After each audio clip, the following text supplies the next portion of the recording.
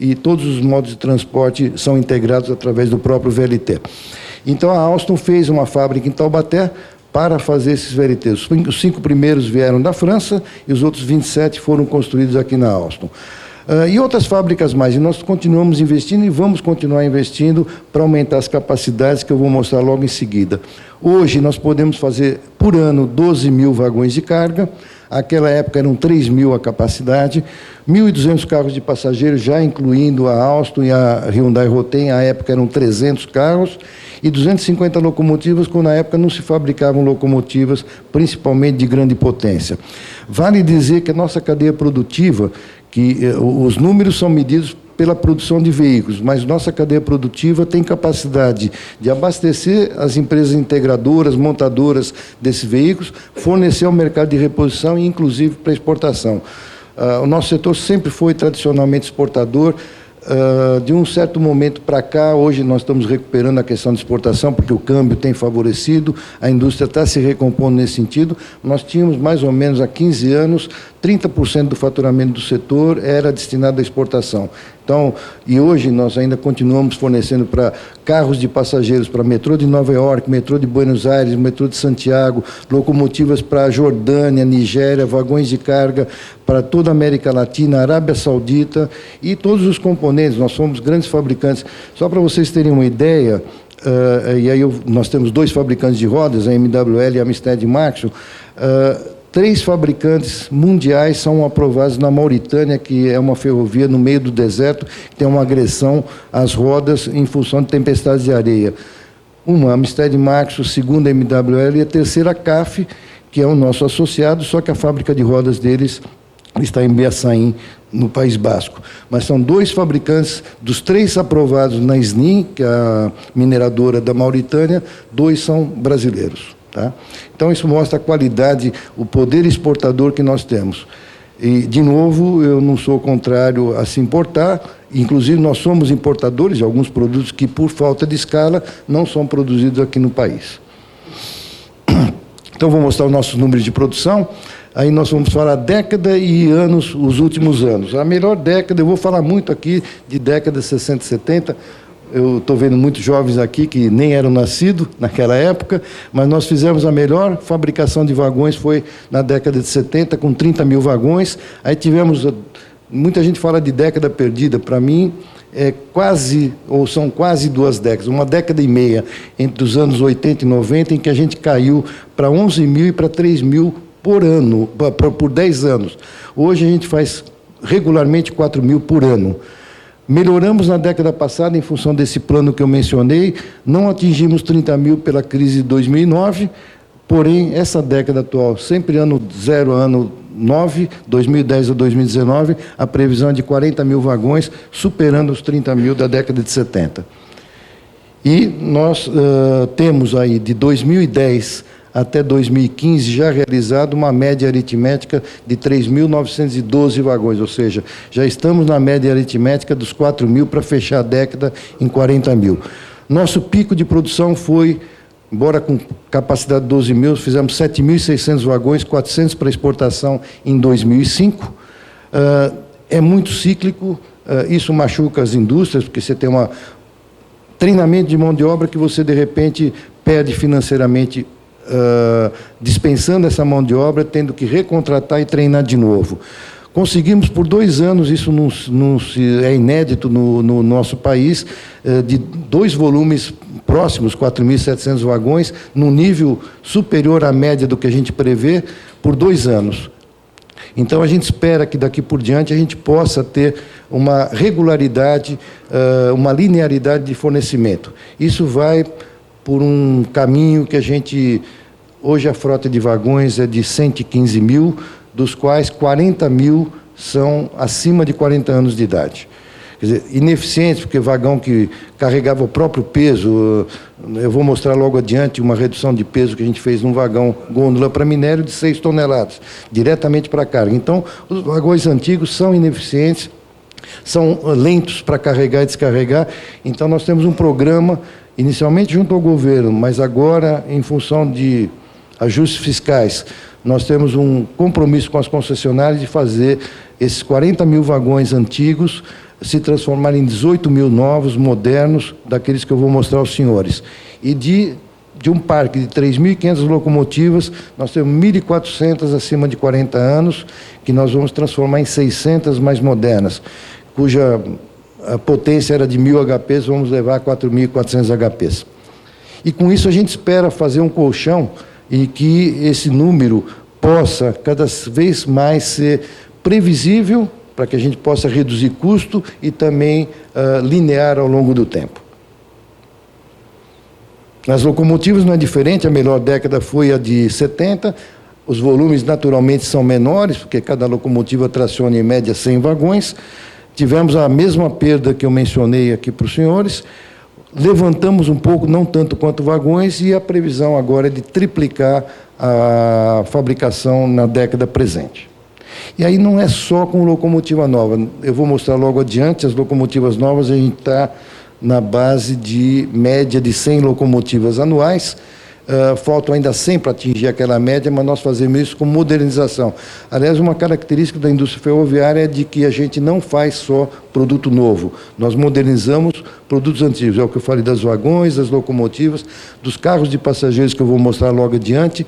Então, a outra parte, para chegar às 2.100, nós vamos completar com locomotivas modernizadas, que já foi feito muito no passado recente e vai continuar sendo feito também. Nos carros de passageiros, a melhor década já foi a passada. A preocupação dos governos, de todas as esferas, municipal, estadual, federal, para a questão de mobilidade urbana. Então, nós já construímos, na década passada, quase 2.000 carros, a previsão é de dobrar esse número para essa década atual.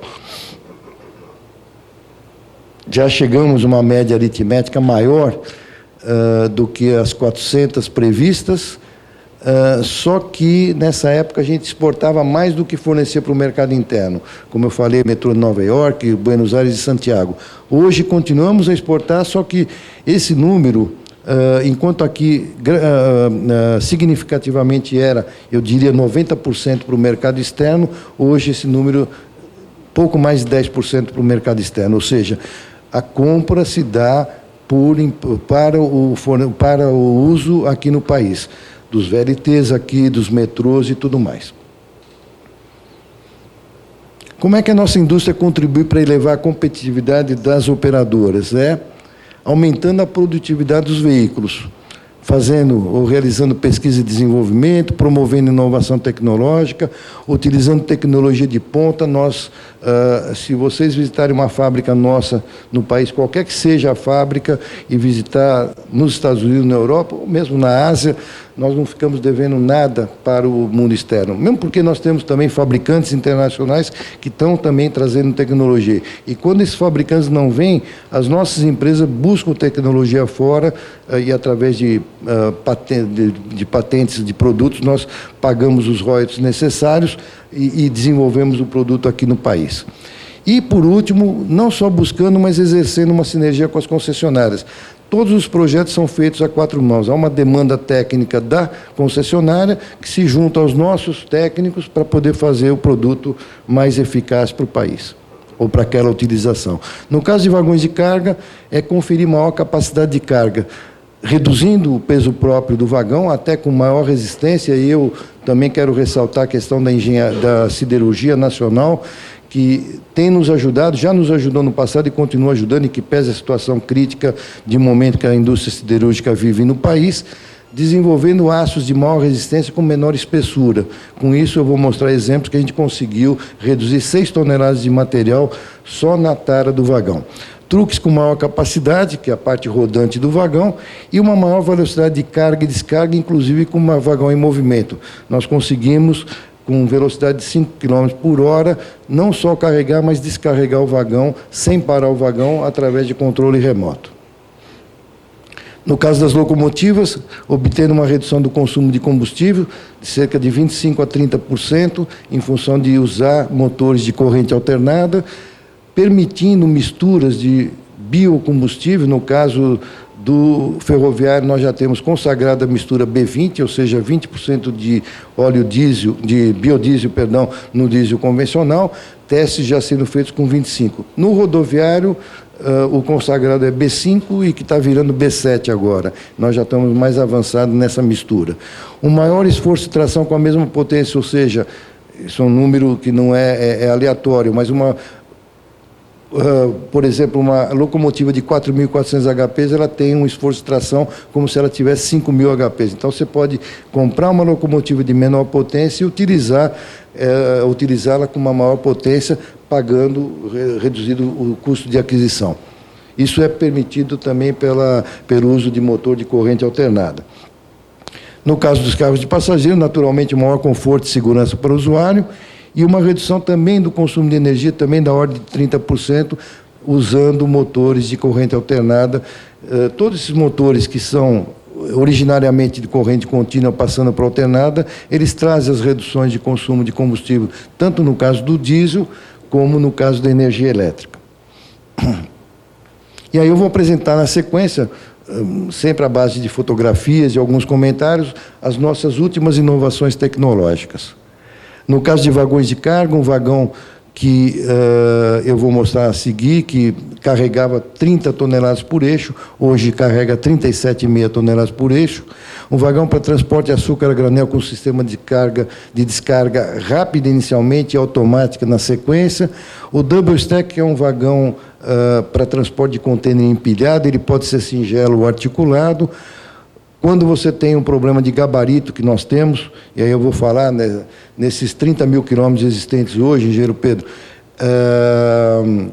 75% mais ou menos são de bitola métrica, que é uma bitola de menor capacidade, e 25% de bitola larga. Porém, dos 30.000 existentes, que não todos estão operacionais, cerca de 10% são de ferrovias mais novas, dos últimos 40 anos. Aí eu vou lembrar a Ferrovia do Aço, a Ferrovia de Carajás, a Ferroeste lá entre Cascavel e Guarapuava, a própria Norte-Sul, parte dela já existente, e que o gabarito, por técnicas modernas de engenharia, não só de túneis como de cabeceiras de ponte, permite que você passe um contêiner empilhado que dá mais de 5 metros de altura, e que na outra parte restante da ferrovia, infelizmente, não passa. Esses vagões, quando você tem essa dificuldade de empilhar, nós temos um vagão de 27 metros de comprimento que você carrega a mesma quantidade de contêineres. A última inovação, o vagão Roper triarticulado, eu vou falar mais adiante, e um telescópio para transporte de celulose com vedação especial. E aí vem a sequência. Esse é emblemático, né? Na época estatal, se carregavam na bitola larga, tanto o MRS quanto o Vale lá de Carajás, 95 toneladas de carga útil. Num primeiro momento, removemos 6 toneladas da tara, ganhamos na carga. Depois, nós aumentamos a capacidade do truque para 130, ou seja, 32,5 por eixo. Mantivemos a tara, ganhamos mais 10. Por último, elevamos mais a capacidade, tem que ganhar um pouco, tem que ter um pouco mais de acréscimo de peso, o truque é mais pesado, mas ganhamos mais 16 toneladas, ou seja, são 33 toneladas a mais no mesmo tipo de vagão. Só para vocês terem uma ideia, um trem tipo de Carajás de 330 vagões carrega 11.000 toneladas a mais na mesma viagem. E hoje já feitos com o mesmo número de locomotivas, já que a Vale, não feitas no Brasil, importadas da GE, nosso associado, locomotivas de 6.000 HPs. Então, são 3 a 4 locomotivas, dependendo da rampa que se tem que vencer, para puxar um trem de 40.000 toneladas. Esses são os vagões da MRS e da Vale. Normalmente a estrutura é soldada, vocês veem aqui uma inovação também, é cravação a frio através de hook bolt, onde você reduz tensão de solda, você melhora também a mão de obra do vagão. Já estão experimentais na MRS, nós desenvolvemos isso no início da década de 2000 para vagões de alumínio, que nós fizemos para a Ferronorte. E aqui para a Vale, que são os 2 GDUs, vagões de 150 toneladas. No caso de açúcar, os vagões antigos carregavam 80 toneladas, os novos carregam 100, descarregavam em 45, hoje se descarrega em 1 minuto. E sem retenção de carga, ou seja, o vagão ele tem uma pintura interna que é resistente à corrosão e também dá fluidez ao material, ou seja, não traz de volta nenhum material como trazia os antigos. Há uma redução natural de mão de obra, de 6 operadores para apenas 1. Um operador, nesse ponto central, ele aciona instantaneamente, caem 100 toneladas através dessas 8 portas, 4 de cada lado. E aí essa inovação, eu vou passar aqui rapidamente, para senão vai ficar... Seguinte, as nossas ferrovias são, na grande maioria, principalmente na bitola métrica, com muita irregularidade. Então, nós desenvolvemos um sistema de truque com uma suspensão.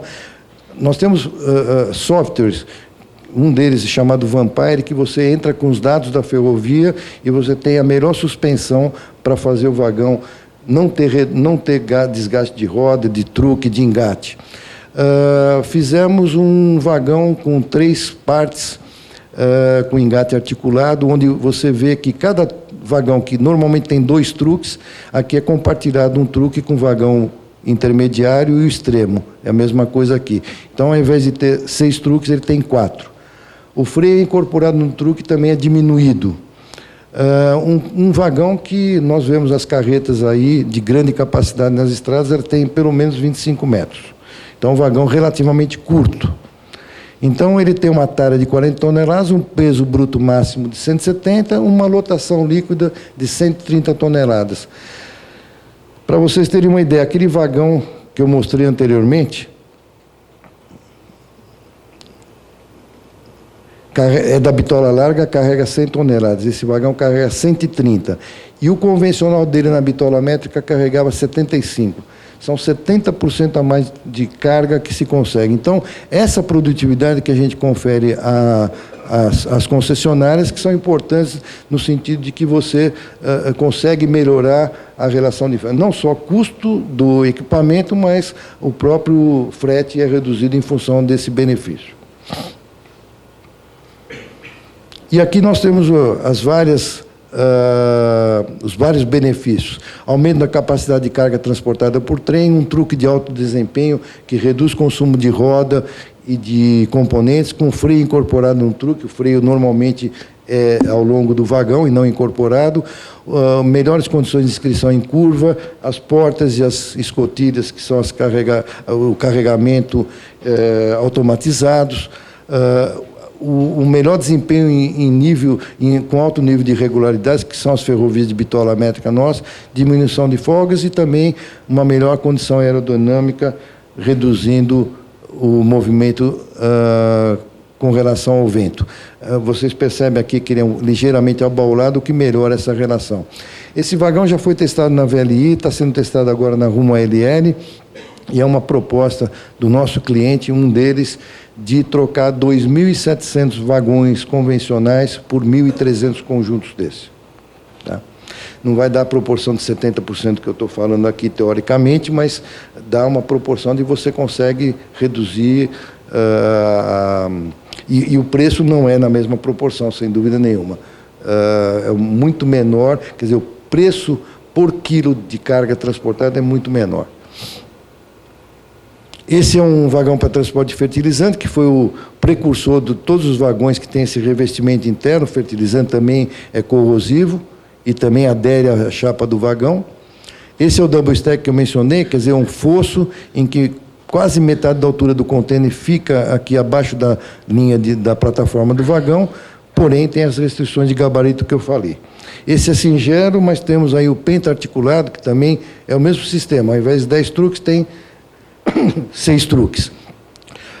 Esse é usado pela MRS entre as margens direita e esquerda do Porto de Santos, e a hora que nós vencermos na cremalheira a altura da catenária, em 1,20 m nós vamos subir, nós vamos poder subir para o Planalto lá em São Paulo e descer também com esses vagões penta-articulado e com duplo contêiner, empilhados. E esse é o vagão de 27 metros de comprimento, que quando tem problema de gabarito, você está na linha do vagão, não tem empilhamento do contêiner.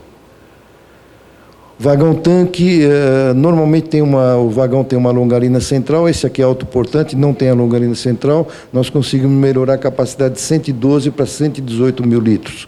É o maior vagão de transporte de combustível do mundo em truques de 2 eixos. Esse é o chamado trem verde, é um vagão tanque que carrega gás natural liquefeito e você intercala entre 2 locomotivas e abastece as locomotivas em movimento. Quer dizer, tudo que você consegue diminuir o ciclo do vagão e da locomotiva, você está dando produtividade para a própria concessionária. Esse é o vagão telescópio para celulose, você abre 2/3 do vagão, para trás ou para frente, carrega pelo lado ou por cima. As locomotivas, aqui eu vou mostrar 2 exemplos. Essa aqui é uma locomotiva compacta para bitola métrica, nesse caso aqui é da Caterpillar, mas a GE também já desenvolveu, e esse caso é da GE para bitola larga, ambas dieselétricas. Falamos aqui, né, engenheiro Pedro, que a questão, nós temos aí propulsão dieselétrica, diesel, só elétrica, levitação magnética e tudo mais. No caso das locomotivas, isso é o que tem de mais moderno no mundo e que é aplicado aqui para o transporte ferroviário de carga em heavy haul, que seria para grandes distâncias e alta tonelagem de peso, como veja, minério, que carrega 128 toneladas, grãos na base de 100, 130 toneladas. Mas pode-se pensar, claro, na